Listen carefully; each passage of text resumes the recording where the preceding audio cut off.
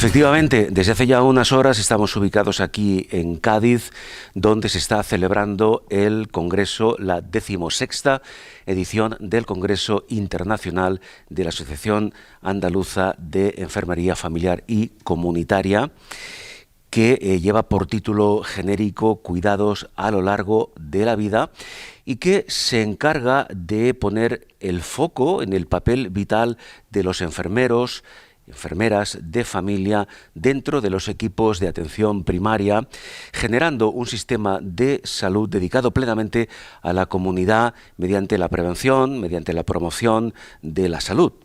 Entre los aspectos más relevantes que iremos comentando en sucesivas entrevistas en esta edición se encuentra, por ejemplo, la prescripción de los medicamentos por parte de la enfermería de familia y comunitaria, la atención de los profesionales en los centros residenciales, cárceles, colegios, etcétera, la incorporación de los especialistas de la enfermería familiar y comunitaria y la promoción emocional de la población. Pero en esta primera entrevista de la serie que vamos a realizar a lo largo del desarrollo de este congreso, vamos a hablar con Miguel Ángel Ayuga.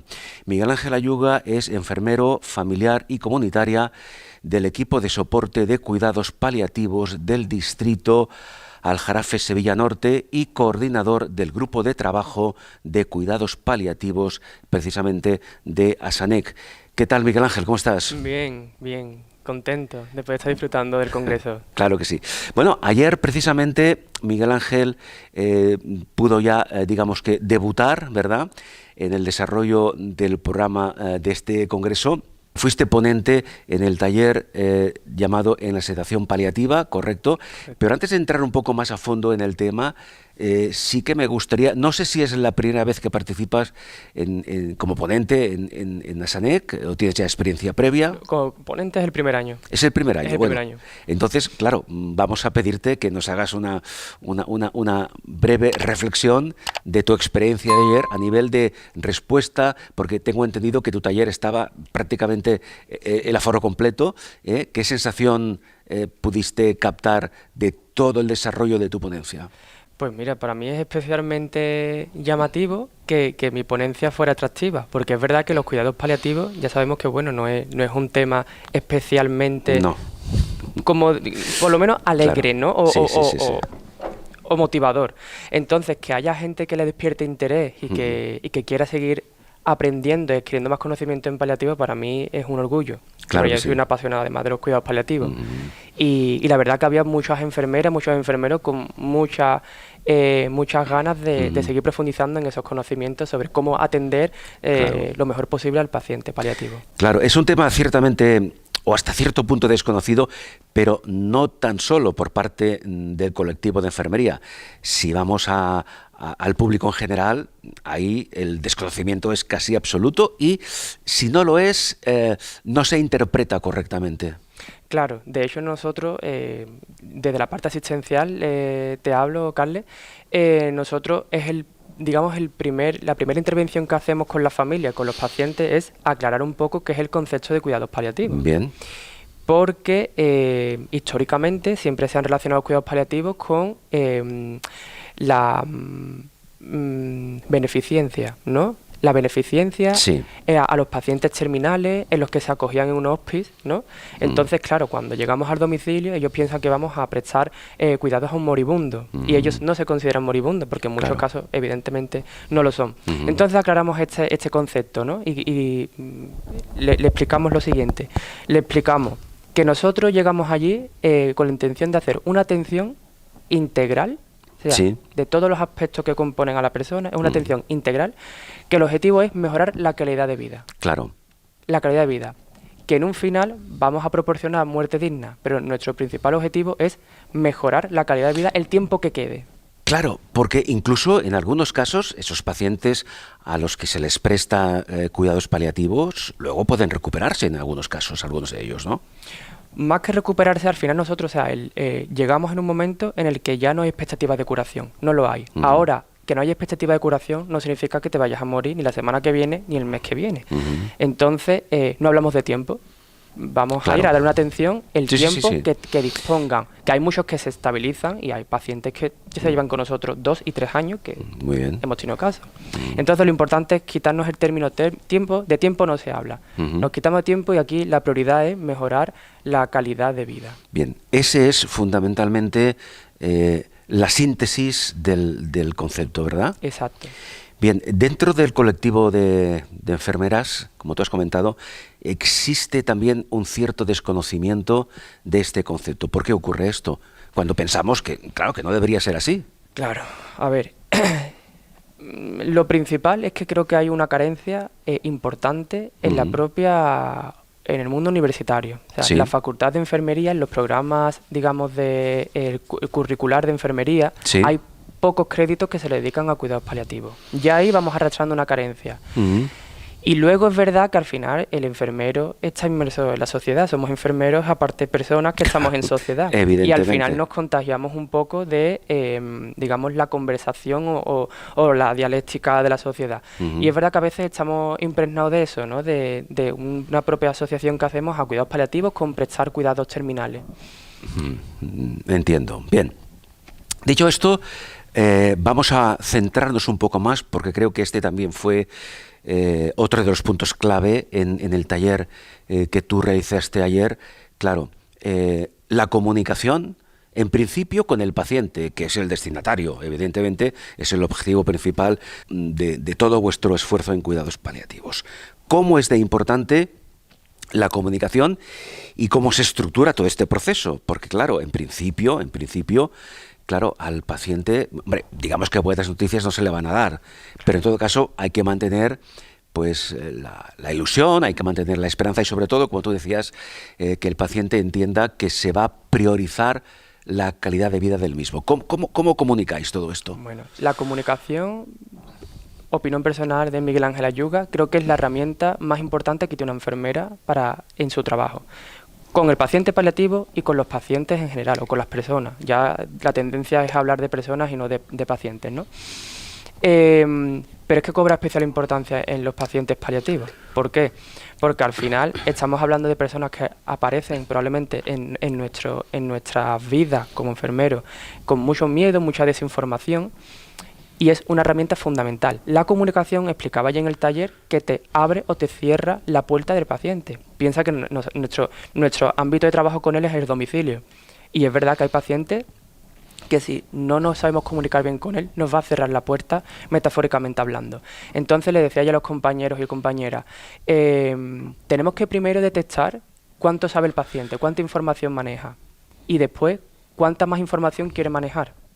Eso es lo principal. Una vez que tengamos eso claro, después el resto de la comunicación va a ir mucho más fluida.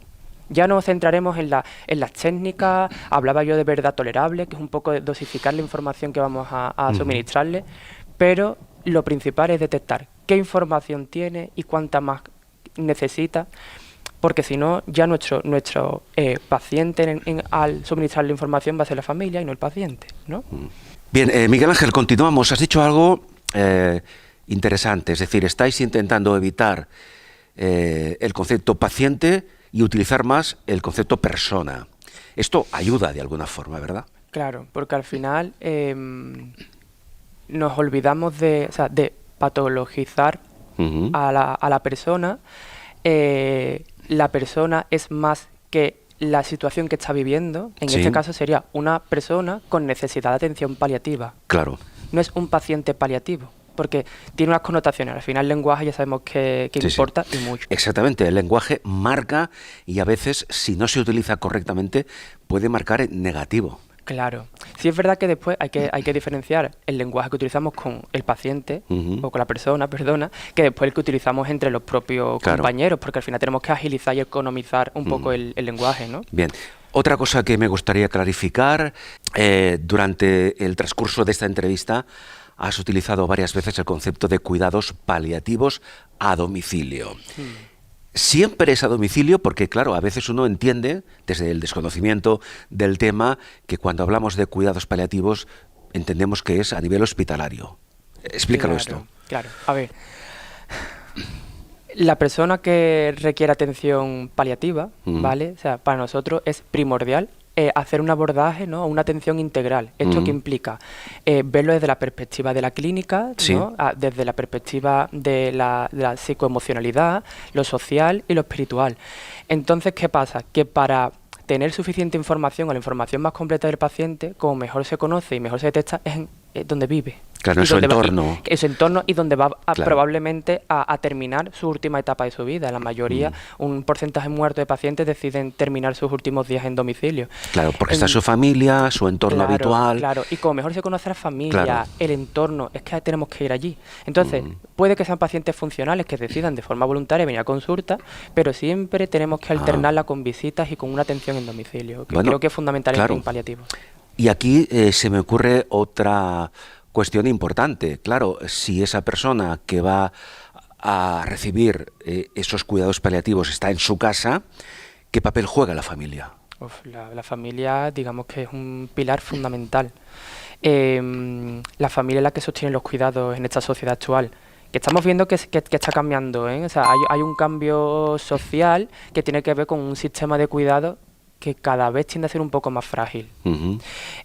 Familias que cambian los modelos de familia, ya las familias tan extensas cada vez son menos, hay menos menos soporte familiar, pero las familias que tienen todavía siguen manteniendo esa buena red de cuidados, eso es unos cuidados que nosotros disfrutamos de esos cuidados. Pero a veces entiendo que os encontráis con un pequeño problema, que es que cada vez más hay más personas, sobre todo, claro, hablando de cuidados paliativos, entiendo que hablamos de personas ya mayores, de cierta edad en su mayoría, en gran parte personas, en fin, de edades avanzadas, que viven solas.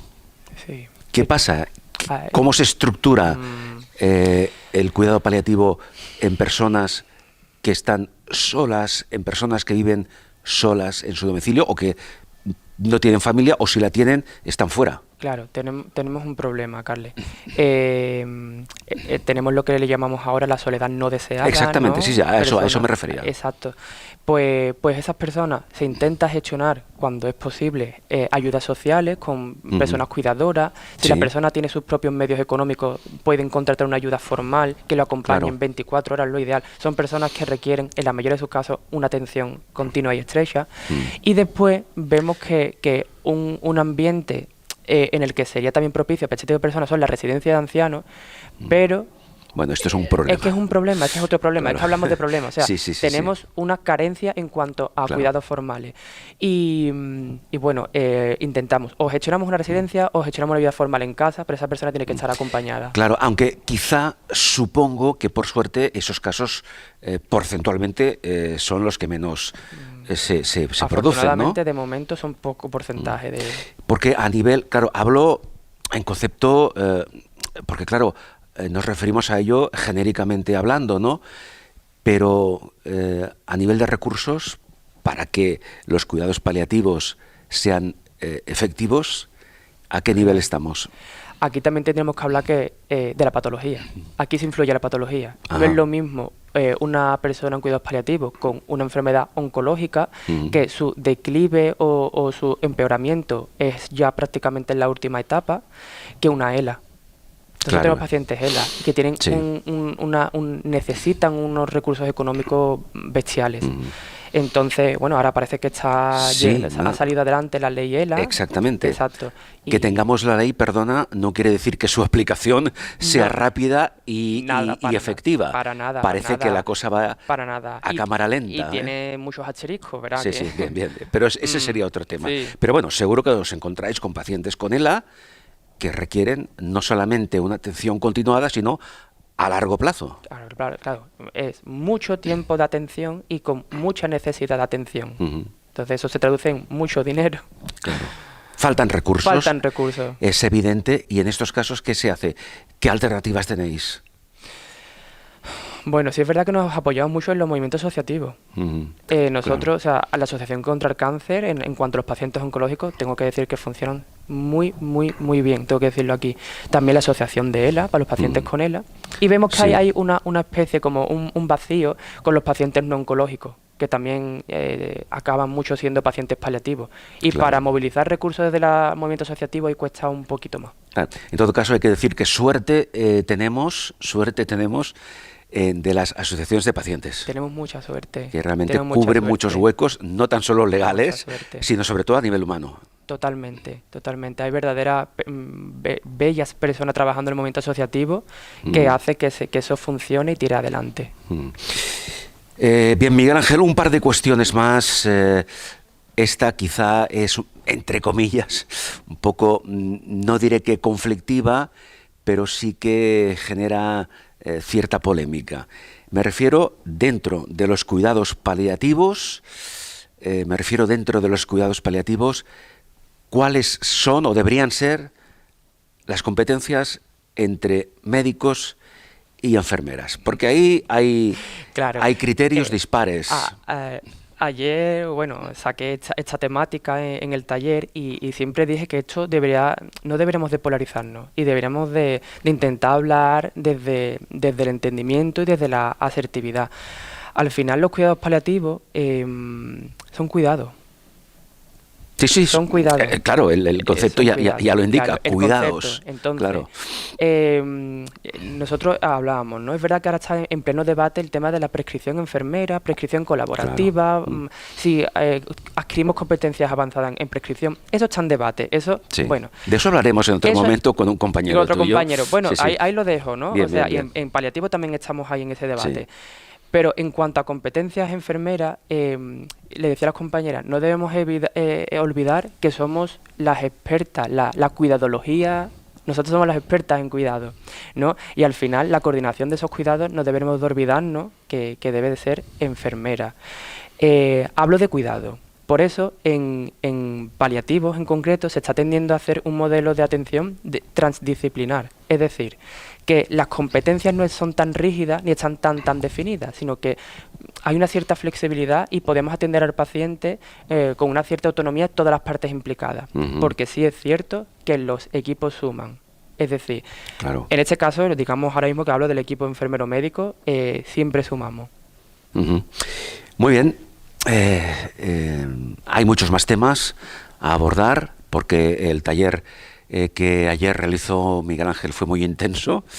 Tampoco vamos a repetirlo en su totalidad porque el tiempo no nos lo permite, pero sí que me gustaría concluir esa entrevista hablando de otro de los temas que trascienden al concepto de cuidados paliativos, es la atención al duelo, sobre todo en este caso en el ámbito familiar, ¿no? Claro. ¿Cómo enfocáis este tema? Al igual que dije que era el pilar fundamental la familia en cuanto al soporte y los cuidados al paciente paliativo, una vez que el paciente fallece no podemos ya cerrar el capítulo. El capítulo se cierra con la atención al duelo a la familia. Esto incluso el proceso asistencial integrado de cuidados paliativos de Andalucía lo contempla, ¿no? Nos lo dice. Sí. Tendríamos que hacer una atención al duelo en el momento, ¿no? El pésame que se le da a la familia, ¿no? Pero luego tenemos que estar un poco ahí vigilantes, ¿no? O claro. Prestar atención a cómo ese duelo se va a desarrollar en la familia. Claro, porque mira, el tema del duelo, cuando se ha producido el fallecimiento, para muchas personas, no digo que para todos, es simplemente, entre comillas, una fórmula social. Como tú dices, se da el pésame y luego cada uno a su casa. Pero me parece que aquí no acaba el proceso. Mira, es cierto que además la literatura esto lo avala, duelos patológicos es muy poco el porcentaje que las personas lo realizan. Y más, está demostrado que cuando hay un buen acompañamiento de la familia durante el proceso final de vida, el duelo es mucho más placentero, más agradable o menos patológico. Se asume... Claro, más fisiológico, vamos a hablarlo. Sí, se asume con mayor normalidad. Exacto, porque además te queda la satisfacción de que tú has hecho por tu familia, ¿no? Y al final te queda. Es verdad que es poco el porcentaje, pero existen los duelos patológicos. Claro. Y una persona que ha sido, digamos, a nivel de enfermería, ha sido uno más del equipo, cuidando, deberíamos de como mínimo darle ese soporte, ¿no? Y de, oye, que hemos detectado que no estás haciendo un buen duelo y necesitas ayuda. Y ya se activarán otros recursos para ayudarlo. Para concluir, Miguel Ángel, cuando se produce algún caso de duelo patológico, como comentas, la persona que sufre este proceso acostumbra a aceptar ese apoyo o a veces incluso lo rechaza porque está sumido muy profundamente en esa fase de duelo intenso? Depende. Depende de la persona. Depende, ¿no? de la persona. Claro. Esto es muy errático. Va a depender también de la edad del fallecido. Esto influye mucho cuando son pacientes jóvenes. Claro. Hay mucho más reticencia a la ayuda. En fin, depende. Lo que sí es cierto que a todos hay que ofrecerle la ayuda, independientemente de lo que tú percibas cómo va a recibir la ayuda. Tenemos salud mental dentro de cartera de servicios. Claro. Tenemos psicólogos de movimientos asociativos que también contemplan ayuda al duelo. O sea, que tenemos recursos, y lo que siempre decía a los compañeros, nuestra misión es detectar las necesidades independientemente de que tú seas capaz de atender esa necesidad. Claro, porque el enfermero, la enfermera de cuidados paliativos, en este momento, y con esto acabamos, está incluido dentro del equipo multidisciplinar que trata a ese paciente, a esa persona. Exacto. De hecho, de cara a lo que engloba la atención primaria, nosotros utilizamos la atención compartida como modelo de trabajo en el paciente paliativo, y la enfermera de atención primaria y médico de atención primaria son las figuras referentes y coordinadores de esos cuidados. Son claro. el eje central. Y luego tenemos otros recursos, como por ejemplo yo, que soy un equipo de soporte, que le damos soporte a ellos. Bien. Pues tengo la sensación, la impresión, Miguel Ángel, que a raíz de tu intervención aquí en esta entrevista ya conocemos un poco mejor, nos hemos acercado un poco más a ese concepto ciertamente desconocido en muchos ámbitos de lo que significan los cuidados paliativos. Así que muchísimas gracias. A ti, Carle. Hemos hablado con Miguel Ángel Ayuga, que es enfermero familiar y comunitaria del equipo de soporte de cuidados paliativos del distrito Aljarafe Sevilla Norte, además de coordinador del grupo de trabajo de cuidados paliativos de ASANEC, de la Asociación Andaluza de Enfermería Familiar y Comunitaria. Muchas gracias. Gracias, Carle.